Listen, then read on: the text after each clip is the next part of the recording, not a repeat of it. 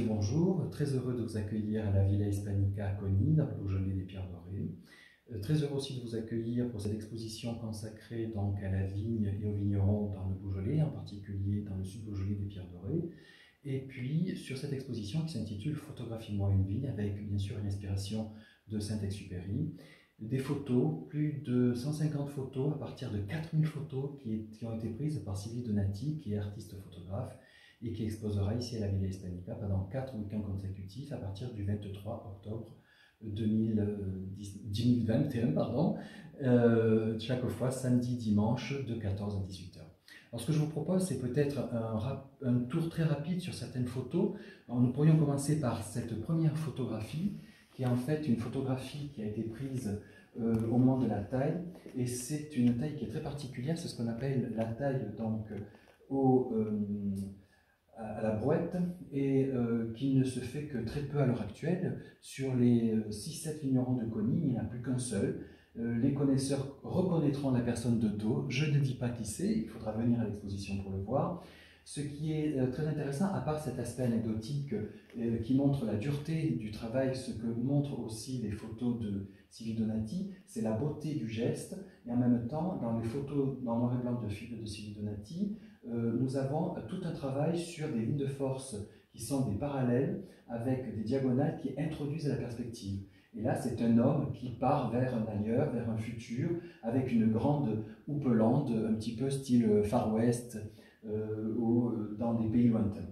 Alors voilà pour cette première photo. Je vous suggère une autre photo, peut-être dans un autre domaine. Alors après la taille, il y a l'entretien et il y a surtout le cuvage. Alors le cuvage, je vous propose cette photo-là qui est en fait très intéressante à plus d'un titre. Il y a un aspect très esthétique. Attendez, parce que nous sommes en pleine position de concert, puisque nous aurons un concert récital demain. Cette photo en fait est très surprenante et elle propose plusieurs interprétations. Pour les personnes qui ne sont pas du cru, qui ne sont pas du Beaujolais, on pourrait penser qu'il s'agit ou d'un miroir ou d'un tableau. Et il n'y a qu'un seul détail, comme le dirait Arras, c'est un détail qui tue, c'est ce tuyau qui sort et qu'il faut comprendre qu'il ne s'agit ni d'un miroir ni d'un tableau, mais donc d'une personne, je ne dis pas non plus à qui appartiennent ses jambes et ses bottes, mais d'une personne qui est rentrée dans une cuve et qui nettoie la cuve.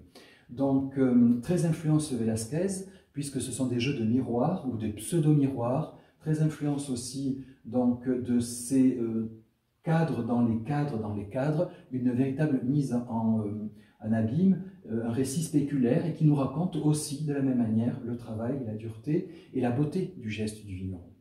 Ensuite, je vous suggère d'aller de notre côté.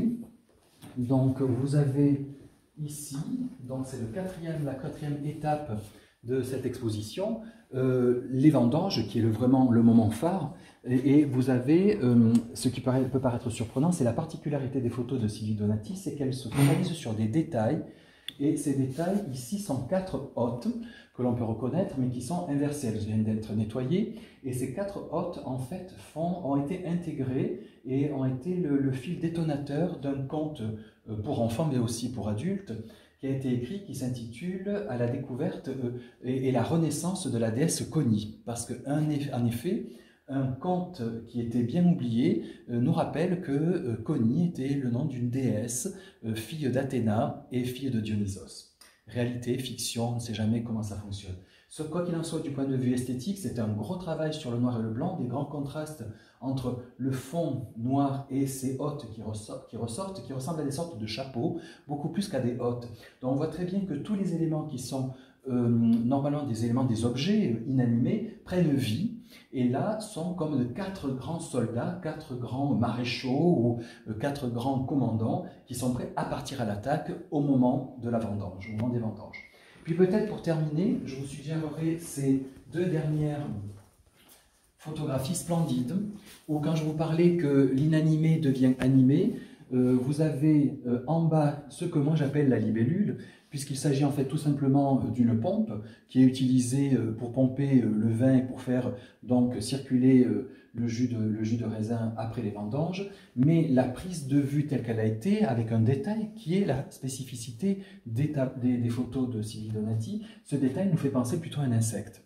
Et puis pour terminer, cette photo qui est splendide, avant de terminer, je vous montrerai une dernière photo peut-être, ces deux volcans qui sont en fait tout simplement deux grosses bulles qui ont explosé au moment de la fermentation. Et au lieu de travailler sur des lignes, des arrondis, là ce sont des arrondis, mais au sein même de la photo. Et vous avez une succession de noir et de blanc extrêmement splendide.